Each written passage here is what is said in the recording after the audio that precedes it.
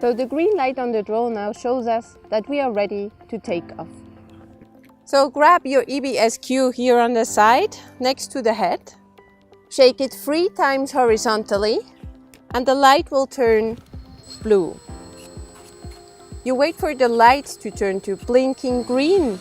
You tilt the drone to an angle of 45 degrees, and then you take a step and push it towards the sky.